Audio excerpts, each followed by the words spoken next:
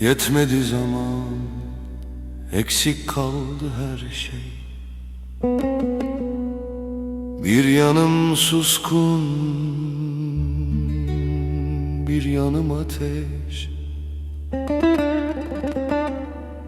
Ne kadar tutsam elimden kaydı.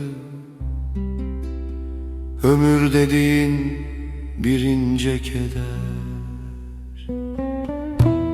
Giden geri dönmez dediler bana. İnandım ama alışamadım hala. Bir iz bıraktın derin içimde. Silinmez oldu ne yapsam da.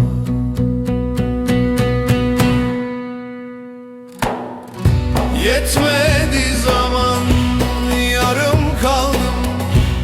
Ne söylesem içime attım.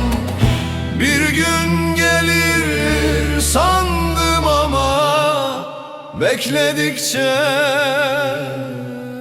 daha yandım.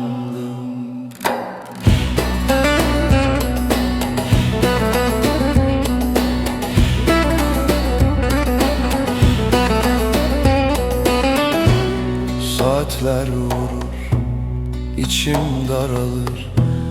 Her geçen gün biraz azalır.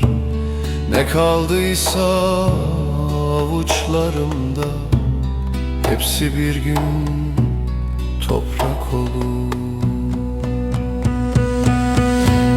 Gözlerinde eski bir hüzün, adın geçer her düşündüğüm gün. Ne zaman unuttum desem de yine başa sarar ömrüm.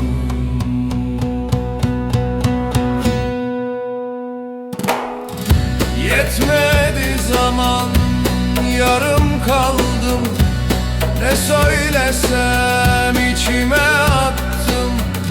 Bir gün gelir sandım ama bekledikçe